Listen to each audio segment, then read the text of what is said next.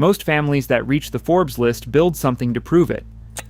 A townhouse on Fifth Avenue, a compound in the Hamptons, a ranch the size of a small country. The Walton family reached the top of that list and stayed there for longer than anyone else in modern American history. Their combined fortune today sits somewhere around $440 billion. The house where it started is on a residential street in Bentonville, Arkansas. There is no gate, no guardhouse, no fountain in the driveway. A young architect designed it in 1958 using local fieldstone and cedar beams. It won a National Architecture Award, not for its scale, but for how well it disappeared into the trees. I got pulled into this story because it breaks every pattern I thought I understood about American wealth. The Vanderbilts built Biltmore, the Hearsts built San Simeon, the Rothschilds bought so much of the English countryside that locals renamed the area after them. Sam Walton built Walmart into the largest company on earth by revenue. He became the richest man in America, and he kept driving a pickup truck to breakfast at the local Ramada Inn. This is not really a mansion story. That is the whole point. The richest family in modern American history produced exactly one significant building, and it is not a home. It is an art museum. And the distance between Sam Walton's Fieldstone house in small-town Arkansas and his daughter's $800 million museum tells you more about what happened to this family than any financial report ever could. So what I want to do here is trace how that distance opened up, starting with a house that nearly no one outside of architecture circles has heard of. Chapter 1. The House That Won an Award. The house was Helen's doing. Sam would have lived in something ordinary and never thought twice about it. He had 4 children by 1958, a growing chain of variety stores to manage, and no interest whatsoever in architecture. But Helen Walton wanted a proper home, not something thrown together. She found E. Fay Jones. Jones was 37. He taught architecture at the University of Arkansas, and had spent time at Taliesin as an apprentice under Frank Lloyd Wright. Nobody outside of professional circles knew his name yet. The chapel that would make him famous, Thorncrown in Eureka Springs, was more than 2 decades away. So was the AIA Gold Medal in 1990, the highest honor the American Institute of Architects can give. When Helen hired him, he was a regional talent, with an unusual gift for making modest buildings feel deliberate. The Waltons bought a wooded lot on the east end of Bentonville. A small stream ran through the property, barely worth noticing. Jones noticed it. He dammed the stream to create a reflecting pond and a short waterfall, then arranged the entire house around the water. 5,800 square feet of Arkansas fieldstone, glass, and cedar beams. One wing crossed the stream, so the sound of water passed directly beneath the living space. The materials were local. The structure settled into its site the way a good cabin does, except this was no cabin. It had no air conditioning. Sam did not see the point. The American Institute of Architects gave the house an honor award in 1961. Jones told a story about the ceremony in Philadelphia that year. Life magazine was handling the awards presentation. When editors saw the name Fay Jones listed as a double winner, they assumed he was a woman. A female architect from rural Arkansas made for a great magazine cover. When they learned Fay was a man, the interest disappeared overnight. Helen ran the project from start to finish. She picked the materials, worked with Jones directly, signed off on every decision. Sam sat in from time to time. His main contribution, according to Jones, was a recurring question. "Now, Helen, do we really have to do this?" Helen's answer never changed. The family lived in that house for 15 years before a fire destroyed it. The exact circumstances are not widely documented, but the structure was lost. Jones came back. Helen took charge of the rebuild, expanding the layout now that all 4 children had left home. The new version kept the original footprint, but used upgraded materials. It also, finally, included central air conditioning. While the house was being rebuilt, the Waltons lived in a double-wide trailer on the property. The wealthiest retailer in Arkansas, in a mobile home beside the foundation of his burned-down house, while his wife made sure the replacement was worth living in. That single image probably captures their marriage better than any interview ever did. The rebuilt house still stands on a residential street on the east side of Bentonville. Alice Walton holds the deed now. There are no public tours and nothing visible from the road to suggest what it is. Most people who drive past have no idea they are looking at anything other than a well-kept home surrounded by trees. Chapter 2: The Pickup Truck. In October of 1985, Forbes magazine published its annual list of the 400 richest Americans. At the top, for the first time, was a 67-year-old from Northwest Arkansas whose name most of the country had never heard. Sam Walton, estimated fortune $2.8 billion. The magazine's reporters called Bentonville looking for a comment. What they got was a man who said, with apparent sincerity, that all he really owned was a pickup and a little Walmart stock. The pickup was a 1979 Ford F-150 with dog cages in the back. When people asked why the richest person in the country did not drive something more appropriate, his answer was always the same. What am I supposed to haul my dogs around in? A Rolls Royce. He got his hair cut at the barbershop in Bentonville. He ate breakfast most mornings with the same circle of friends. He wore clothes purchased from his own stores, and once bragged about a particularly good pair of shoes he had found at Walmart. Whether this was genuine enthusiasm or performance is a fair question, and the honest answer is probably both. His days started before dawn. By 6:30, most mornings he was airborne, piloting his own twin-engine Cessna to visit stores.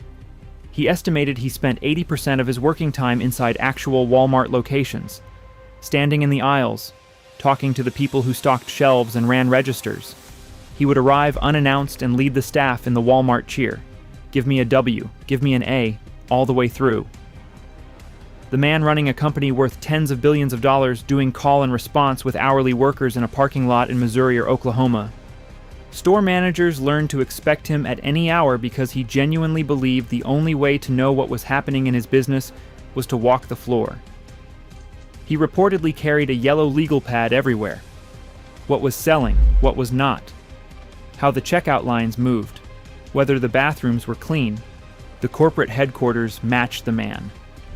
Walmart's home office operated out of a converted warehouse that visiting executives described as resembling an early bus station. Metal desks, bare walls. The company did not own a corporate jet until annual revenues were approaching $40 billion. When outside consultants visited, some assumed they had been given the wrong address. His favorite bird dog was called Old Roy. The dog rode with him on store visits and became something of a legend among employees. When Old Roy died, Sam wrote an open letter about it to every associate in the company. Walmart later named its house brand of dog food after the animal. It became one of the best-selling dog food brands in the United States, which is the kind of detail that sounds made up but is not. None of this was accidental. The moment your employees see you living like a king, they stop believing that cost control matters. Every dollar saved on overhead was a dollar that could go into lower prices, and lower prices were the entire reason the company existed. What I find striking is that nobody who knew him well ever described it as an act. The house was the house. The truck was the truck. Either Sam Walton was the most disciplined performer in the history of American business, or he genuinely did not care about the things that money is supposed to buy. Chapter 3: Newport. Sam Walton grew up during the Depression in a family that moved between small Missouri towns depending on where his father could find mortgage work. Sam contributed early. He milked the cow before school and delivered newspapers after. What set him apart was not the work ethic, which was common enough in that era, but the speed at which he collected responsibilities. He earned his Eagle Scout badge while still in middle school, the youngest in Missouri at the time. By senior year at Hickman High in Columbia, he was quarterback of the football team and president of the student council simultaneously. He graduated from the University of Missouri in 1940 and took a job at J.C. Penney in Des Moines, Iowa, earning $75 a month.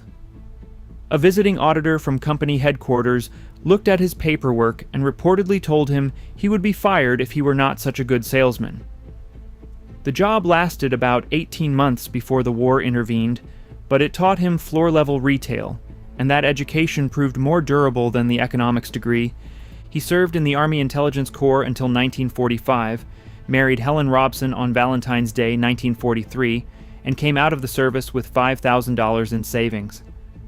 Helen's father, a prosperous Oklahoma banker, lent him another $20,000. He used it all to buy a Ben Franklin franchise in Newport, Arkansas. Newport was a small river town in the eastern part of the state. Sam threw himself into the business with a kind of focus that his future employees would come to recognize. He sourced goods directly from manufacturers when the franchise rules allowed it, and sometimes when they did not. He undercut competitors, kept the shelves full, and treated every customer who walked through the door as someone worth his complete attention. Within 3 years, annual sales had climbed from $80,000 to $225,000. It was the most profitable Ben Franklin franchise in a 6-state region. He was 32 years old and had built exactly the business he wanted. Then his landlord took it from him. P.K. Holmes owned the building. He had watched Walton turn a struggling variety shop into the best performer in the region, and he wanted it for his own son. When the lease came up for renewal in 1950, Holmes refused to extend it at any price. There was no negotiation. Walton had signed the original agreement in 1945 without including a renewal clause, a mistake born of inexperience and excitement that he would reference for the rest of his life. He had no legal recourse. Holmes bought the inventory and fixtures for $50,000. Fair by accounting standards. Devastating by every other measure. He later described it as the lowest point of his professional life. The town he had settled in, the community he and Helen had joined, the church where they volunteered, the civic boards he served on, all of it gone. He had his family and no business. What happened next is the part that matters. Walton did not pause. He started driving around northwest Arkansas looking for a new location. He found a tired variety shop on the town square in Bentonville owned by a man named Luther Harrison. The deal nearly collapsed because the owner of the adjacent space refused 6 times to grant a lease for expansion. Sam's father-in-law, without telling him, visited the man one final time and paid $20,000 out of his own pocket to close the deal. On the 9th of May, 1950, Walton opened his Five and Dime on the Bentonville Square. It was the 3rd self-service variety store in the entire country, and the first in Arkansas. He was starting over in a town of 3,000 people, in a corner of the state that most Americans could not find on a map. He never signed a bad lease again. Chapter 4, Store Number 1. Bentonville worked. Within a year, the Five and Dime was outperforming the shop Walton had lost in Newport. Within 2 years, he opened a second location in Fayetteville, 25 miles south, then a third. His brother Bud joined the operation, and the two of them started acquiring Ben Franklin franchises across Arkansas, Missouri, and Kansas at a pace that made the parent company nervous. Sam bought a second-hand airplane to keep up. He had no patience for driving between towns that were hours apart on back roads, so he learned to fly and started scouting locations from the air. He would spot a town, circle it once or twice to check the road layout and estimate the population density, then land on whatever strip was closest and drive in to look at available properties. His son John later became a pilot as well. Between them, the Waltons logged thousands of hours over rural America, identifying markets that no competitor from the coasts would have bothered to visit. By the early 1960s, Sam and Bud owned 16 variety stores. It was the largest independently owned chain of Ben Franklin franchises in the country. The business was profitable, the model was proven, and Sam was already bored with it. He had been watching a new concept spread through American retail: discount stores. The idea was straightforward: lease a large space cheaply, stock it with name brand goods, price everything as low as possible, and make your money on volume rather than margin. Chains like Kmart, Woolco, and Zayre were opening locations across the country, mostly in cities and suburbs. By 1962, there were over 2,000 discount stores in America. Almost none of them were in small towns. That gap is where Walmart came from. Sam went to the Ben Franklin executives and asked them to back a discount operation targeting rural markets. Cut the wholesale margin in half, he told them. Sell more, charge less, and the math works. They refused. The numbers did not make sense to them, or the risk did not, or both. So he did it without them. On the 2nd of July, 1962, Sam Walton opened the first Walmart Discount City at 719 West Walnut Street in Rogers, Arkansas. 16,000 square feet. Basic fixtures. No frills. More than 500 people were waiting outside before the doors opened. The name came from FedMart, a discount chain founded by Saul Price in California that Sam admired. He liked the sound of it. Wall, from Walton. Mart, from Market. Simple enough to fit on a sign and remember from a highway. Rogers had a population of roughly 5,700. The idea that a full-scale discount store could survive in a town that size was considered questionable by almost everyone in the industry. Sam did not share their doubt. His thesis was that small-town customers were driving hours to reach discount stores in cities. If you brought the store to them, they would stop driving. He was right. Within 5 years, the family owned 24 stores, generating $12.7 million in combined sales. In 1969, the company incorporated as Walmart Stores. The following year, it went public, offering 300,000 shares at $16.50 each. That initial stock price would split so many times over the following decades that a single original share, held and never sold, would eventually be worth more than most houses. Sam was 44 when the first Walmart opened. He had spent 22 years in retail before he found the idea that would outlast him. Most accounts treat the founding as a flash of inspiration. It was not.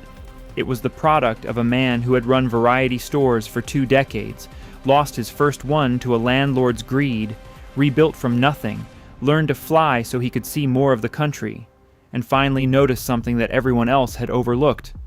Small towns were not too small. They were just being ignored. Chapter 5. The Satellite. The discount concept was never unique to Walmart. Kmart opened its first location the same year Sam opened his, 1962. So did Target. So did Woolco. By the end of the decade, discount retail was crowded. What separated Walmart from the rest was not what it sold or what it charged. It was how the goods reached the floor. Sam understood something about rural retail that his urban competitors never had to consider. When your nearest warehouse is 300 miles away and the roads between are 2-lane highways through the Ozarks, the difference between a good supply chain and a mediocre one is the difference between full shelves and empty ones. Customers were not going to return to a store that ran out of the things they had driven 20 minutes to buy. So he built the supply chain first and let the stores follow it. Walmart's distribution model worked on a hub-and-spoke system. A regional warehouse went up, and then locations fanned out around it, each one within a single day's drive. The company ran its own trucking fleet rather than relying on outside carriers, which meant deliveries happened on Walmart's schedule. Goods moved from manufacturer to warehouse to shelf faster than at almost any competing chain. Where Kmart might restock a location once or twice a week, Walmart could do it daily. The fleet grew steadily through the 70s and 80s, but the real leap came from a decision that had nothing to do with trucks. In 1987, Walmart completed a $24 million satellite communication network, the largest of its kind in private hands anywhere in the country. It linked every outlet, every distribution center, and the home office in Bentonville into a single data loop. Inventory moved through the system in close to real time. A register in Alabama could tell a warehouse in Georgia exactly what had just sold and what needed replacing. Before most retailers had figured out how to use computers for basic bookkeeping, Walmart was running a private telecommunications network that rivaled what some governments operated. This is where the frugality became interesting. The headquarters in Bentonville had metal desks and bare walls. The satellite network cost more than most of the company's competitors spent on their entire technology budgets. Sam put the money where the customer could not see it but would always feel it. A shirt on the shelf at the right price, in the right size, on the day you walked in to buy it. That was the promise. And the satellite was how he kept it. The expansion followed the distribution centers the way water follows gravity. No location opened unless the supply chain could reach it. No warehouse went up unless there were enough planned outlets around it to justify the cost. By 1980, the company operated 330 locations. A decade later, that number had reached 1,573, with annual sales of $25.8 billion. The growth was methodical in a way that looked boring from the outside, and that was exactly the point. Sears had been the largest retailer in America for most of the 20th century. By 1990, Walmart had passed it. Not through a dramatic acquisition or a single breakthrough, but through 3 decades of infrastructure decisions that compounded the way interest compounds. Each warehouse made the next ring of outlets viable. Each outlet fed data back to the warehouse. The loop tightened every cycle, and by the time competitors understood what was happening, the gap was too wide to close. Chapter 6. Crystal Bridges. Alice Walton bought her first piece of art when she was 10 years old. It was a reproduction of a Picasso, blue nude, and it cost her 5 weeks of allowance. She hung it in her bedroom in the house on the east side of Bentonville, the one her mother had built with the architect from the university. Decades later, when asked about the origins of her collecting, she kept returning to that purchase. Not because the print was valuable, it was not, but because it was the first time she remembered choosing something purely for what it made her feel. She grew up in Walmart's shadow, but did not follow her brothers into the company. She studied economics at Trinity University in San Antonio, worked as an equity analyst, ran investment activities at the family's Arvest Bank, and founded her own investment firm. Her career was in finance, not retail, but the art collecting continued quietly. In the late 1980s, she purchased 2 Winslow Homer watercolors. They were her first museum-quality acquisitions, and they marked a turning point. Over the following years, the purchases grew more ambitious. Thomas Moran, Andrew Wyeth, John Singer Sargent, Georgia O'Keeffe. She was assembling a collection of American art that by the early 2000s rivaled holdings in institutions 10 times the size of anything Arkansas had ever seen. The question was what to do with it. A private collection sitting in storage serves no one. Alice decided to build a museum, and she decided to build it in Bentonville, not New York, not Washington, not Dallas, where the money could have bought prime real estate and instant prestige. Bentonville, Arkansas. Population at the time, roughly 30,000. She chose Moshe Safdie as architect. Safdie had designed Habitat 67 in Montreal and the Yad Vashem Holocaust History Museum in Jerusalem. For Bentonville, he proposed something that worked with the landscape rather than against it. The Walton family donated 120 acres of Ozark Forest in the middle of town, a site built around a natural ravine fed by a limestone spring called Crystal Spring. Safdie designed 8 interconnected pavilions totaling 200,000 square feet, set into the ravine so that the buildings appeared to grow from the terrain. The primary materials were concrete, western red cedar, copper roofing, and laminated pine. 2 ponds were formed by damming the spring, walking trails threaded through the surrounding forest. The Walton Family Foundation funded the project. The total investment over the years of planning and construction exceeded $1.3 billion. That figure included an endowment of roughly $800 million for acquisitions, operations, and maintenance. A separate $20 million gift from Walmart itself went toward ensuring one specific condition: admission would be free, permanently. The museum opened on the 11th of November 2011. The permanent collection spans 5 centuries of American art.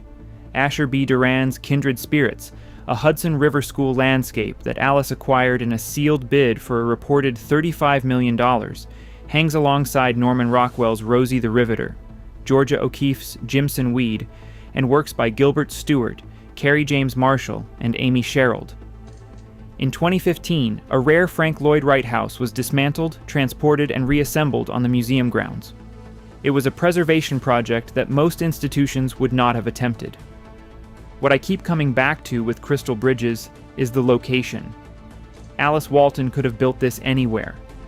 She could have placed it in a city where critics and collectors would have had easy access, where the museum would have entered a competitive ecosystem of major institutions and generated immediate coverage. Instead, she put it in a town where many visitors are encountering original American masterworks for the first time in their lives. More than 5 million people have come through the doors since opening. School groups from 20 states have visited at no cost. Her father built a company designed to bring affordable goods to places that the rest of the retail industry had written off. His daughter built a museum designed to bring world-class art to a place that the rest of the cultural establishment had never considered. Whether she intended the parallel or not, it is difficult to miss. Chapter 7: The Town. Sam Walton chose Bentonville in 1950 because it was small, cheap, and close to good quail hunting. Helen liked it because a small town felt like the right place to raise 4 children. The population was around 3,000. There were 2 other variety stores on the square. It was the kind of place where everybody knew your name, whether you wanted them to or not. That town does not exist anymore. Not in the way Sam would have recognized it. Bentonville's population has grown past 60,000. Northwest Arkansas as a whole, the metro area anchored by Bentonville, Fayetteville, Rogers, and Springdale, has surpassed 600,000 residents and is expected to reach 1 million within the next 2 decades. Home prices across the region have risen more than 70% in the past 5 years alone. Median rent for apartments has climbed nearly 50% in the same period. A Walton Family Foundation report published in 2025 described the housing situation as a growing crisis. The region Sam built his empire in because land was affordable now has an affordability problem of its own. The gravitational pull is Walmart. The company's corporate headquarters remained in Bentonville, and in recent years a new campus has been under construction. 350 acres, childcare facilities, fitness centers, a hotel on site. The project was designed to compete with the campuses that Apple and Google and Amazon have built to attract talent. It is a significant distance, in every sense, from the converted warehouse with metal desks where Sam ran the company. The headquarters drew suppliers. More than 1,400 vendor teams now operate in the Northwest Arkansas area. Companies like Procter & Gamble, Paramount, and Monster Energy maintaining permanent offices to stay close to their largest customer. The vendor presence created a secondary economy of restaurants, hotels, and service businesses that has nothing to do with Walmart directly, but everything to do with Walmart's gravity. Sam's grandsons have been part of the reshaping. Tom and Stuart Walton founded Ropeswing Hospitality Group in 2014, developing restaurants and hospitality venues across Bentonville. The Walton Family Foundation has invested heavily in trail infrastructure, funding hundreds of miles of cycling and walking paths that have turned Northwest Arkansas into a destination for outdoor recreation. The Foundation's home region program supports education, economic development, and entrepreneurship across the area. Bentonville is no longer a company town in the old sense. It is something newer and harder to define, a place that a single family's wealth has reshaped so thoroughly that separating the town from the fortune is no longer possible. Longtime residents have mixed feelings. Some remember when you never had to wait in traffic. Others point to the world-class museum, the trails, the restaurants, and the economic opportunity that did not exist a generation ago. Both things are true at once, which is usually how it goes when a small town grows up faster than anyone planned. Chapter 8: The Cemetery. On the 17th of March, 1992, President George H.W. Bush presented Sam Walton with the Presidential Medal of Freedom, the highest civilian honor in the United States. Sam accepted it from a wheelchair. He had been diagnosed with multiple myeloma, a blood cancer, 2 years earlier, and had undergone treatment at MD Anderson in Houston. By the time the medal arrived, he was running out of time and knew it. According to his son, he was still reviewing store sales data from his hospital bed in the final days. He died on the 5th of April, 1992. He was 74. The news went out by satellite to every Walmart location in the country. At the time of his death, the company employed 400,000 people and operated over 1,900 outlets, generating nearly $50 billion in annual revenue. Rob Walton succeeded his father as chairman of the board.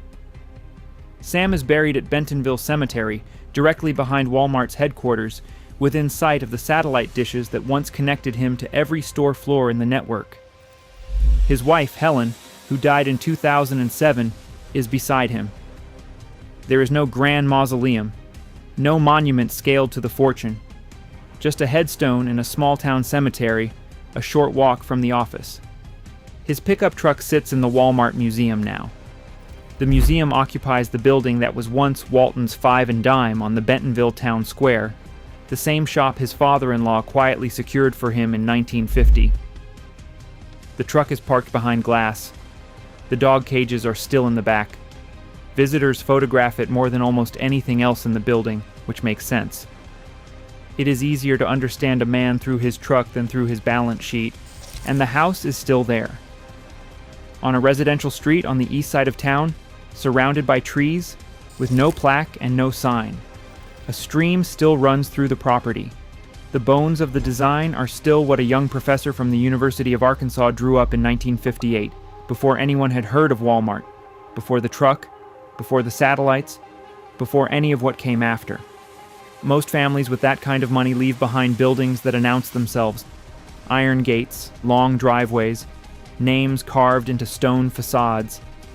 The Waltons left behind a fieldstone house that disappears into the woods, a cemetery plot behind an office building, and an art museum with no admission fee. The family fortune now exceeds $440 billion. The company Sam started in a rented building on a town square in rural Arkansas operates in 19 countries and employs over 2 million people. And the house where it all began still has no plaque on the door. Whether that restraint was principle or habit or simply the way Sam and Helen preferred to live is a question that gets asked often in Bentonville. The people who knew them best tend to give the simplest answer. It was just how they were,